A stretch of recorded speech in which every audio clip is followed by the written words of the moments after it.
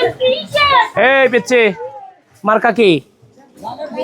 হ্যাঁ মার্কা কি? ধানের শীষ মার্কা।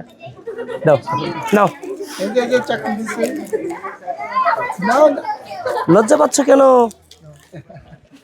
আসসালামু আলাইকুম। আপনারা ধানের শীষে ভোট চেয়ে গেলাম তারেক রহমানের জন্য। আপনাদের ভাই, আপনাদের এলাকার ভাই, আমাদের পাশে থাকবেন। আমরা আমাদের জায়গা থেকে আপনাদেরকে ঘিরেই আসলে পলিসিটা সাজাচ্ছি। সত্য কথা যেটা, আপনাদেরকে ঘিরেই ফ্যামিলি কার্ড, কৃষক কার্ড, আর তারপর হচ্ছে যে এই যে বস্তিগুলোর স্থায়ীকরণ, তারপর হচ্ছে এই যে মানে স্থায়ীকরণটা মানে পুনর্বাসনটা কোন থ্রুতে হওয়া উচিত, যে সমস্যাগুলো আছে এগুলো নিয়ে আসলে আমরা কাজ করতেছি, চেষ্টা করে যাচ্ছি এবং এগুলো ঘিরেই আমরা কাজ করব। পাশে থাকবেন ইনশাল্লাহ, আমরা আমাদের জায়গা থেকে সর্বোচ্চটা করবো। আর সবচেয়ে বড় ব্যাপার হচ্ছে যে এখানে তো একজনের ভোট দিলে এমপি হচ্ছে, আরেকজনের ভোট দিলে প্রধানমন্ত্রী হচ্ছে। নিঃসন্দেহে আসলে মানুষের জন্য এটা সৌভাগ্যের ব্যাপার। আসসালামু আলাইকুম। নাও আপাড়া, আসসালামু আলাইকুম। চাচিরা আপাড়া কেমন আছেন? ধানের শীষে ভোট চেয়ে গেলাম তারেক রহমানের জন্য, আপনাদের এলাকার সন্তান। আসসালামু আলাইকুম। আসসালামু আলাইকুম, কেমন আছেন আপনারা? ধানের শীষে ভোট চেয়ে গেলাম। এই চকলেট কই?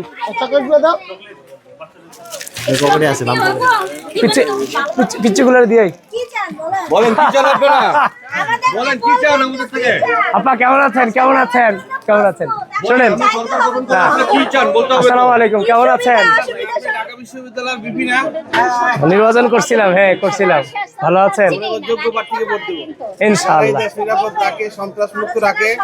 পশ্চিমে যে সন্ত্রাসের আকড়া যদি জমান উৎখান করতে পারে তাহলে আমরা অবশ্যই ওনাকে সিলেক্ট দেব ইনশাআল্লাহ। বস্তির ভিতরে একদিকে যেমন সন্ত্রাস আছে, মাদক আছে, নারী নির্যাতন আছে, শিশু নির্যাতন আছে, তারপর গ্যাস, পানি, বিদ্যুৎ থেকে শুরু করে সব সমস্যাই তো আছে। একটা মানুষ তো আসলে বর্তমান যে পরিস্থিতি, আঙ্কেল আমি যতটুকু ঘুরছি, আমি তো একদম ডোর টু ডোর বিভিন্নভাবে সাথে সাধারণের বেশেও গিয়ে ঘুরছি, ঘুরে এগুলো উদ্ঘাটন করে আসছি। একটা মানুষ এভাবে বসবাস করতে পারে না। এটা মানবেতর জীবনযাপন হচ্ছে। এটা হচ্ছে ওই রোহিঙ্গাদের জীবনযাপন যেরকম, ঠিক একই জীবনযাপন এখানে হচ্ছে। সুতরাং এই জায়গাগুলোতে যদি হাত না দেয়, একটা বিশাল জনগোষ্ঠী একটা ধ্বংসের দিকে চলে যাচ্ছে। এদের যে ছেলেমেয়েগুলো হচ্ছে, ছেলেমেয়েগুলো কিন্তু ওই একই পথে চলে যাচ্ছে, কোনোভাবেই ভালো হচ্ছে না। তাহলে আমার জনগোষ্ঠী, আমার যুব সমাজ, আমার তরুণ সমাজ, জন্ম হোক যথাযথ, কর্ম হোক ভালো। আমার জন্য দোয়া করবেন। আমার ছেলে রূপনগর কলেজে পড়ে, আর ছোট ছেলে জামিয়া মোহাম্মদিয়া মানে জামিয়া মোহাম্মদিয়া মাদ্রাসা পড়ে। আমার দুই সন্তান, আমি ওদেরকে পরিপূর্ণ মানব সেবা, মানবতার সেবা রেখে যেতে চাই। আমাদের বস্তির মেইন সমস্যাটা হচ্ছে রাস্তাঘাটগুলো ক্লিয়ার করে দিবেন, একটু সুন্দর করে দিবেন, আর সন্ত্রাস মুক্ত করে দিবেন, চাঁদাবাজি মুক্ত করে দিবেন।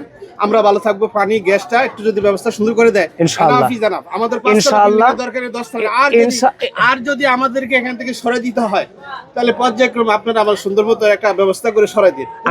না এখানে যদি সরকারের প্রয়োজন না, এখানে মানুষের এই যে ড্রেন থেকে শুরু করে যে সমস্যাগুলো আছে, সেই সমস্যাগুলো সমাধান করবার জন্য, এবং যারা মালিকানা যাদের নাই, যারা এমনি নর্মাল বসবাস করতেছে, তাদের মালিকানা দেওয়ার জন্য পুনর্বাসন যে কথাটা বলা হয়, তার মানে এটা তাদেরকে সরাই দেওয়া না, এখানেই তাদের যথাযথভাবে একটা পরিবেশ দিয়ে বসবাস করার ব্যবস্থা করে দেওয়াটাই হচ্ছে আসলে আলটিমেটলি পুনর্বাসন। এবং এটা হবে, এবং এটা যদি উদ্যোগ নেয় সরকার, তাহলে আমাদের এখানে যে সিদ্ধান্তটা আছে, এই উদ্যোগটা যদি নেয়, তাহলে কিছু সময়ের জন্য সুযোগ দিতে হবে সরকারকে এখানে যেন কাজটা করতে পারে। তখন আপনাদেরকে এখানে কাজ শুরুর আগে যাদের মালিকানা নাই, স্থায়ী মালিকানা পেপারস দিয়ে দেওয়া হবে, মানে যেটাকে দলিলপত্র দেওয়া হবে। আমরা এত কিছু চাই না, আমাদের এত কিছু প্রয়োজন নেই। যেমন আমি এই গোবর ও পদ্মা ফুল ফোটে।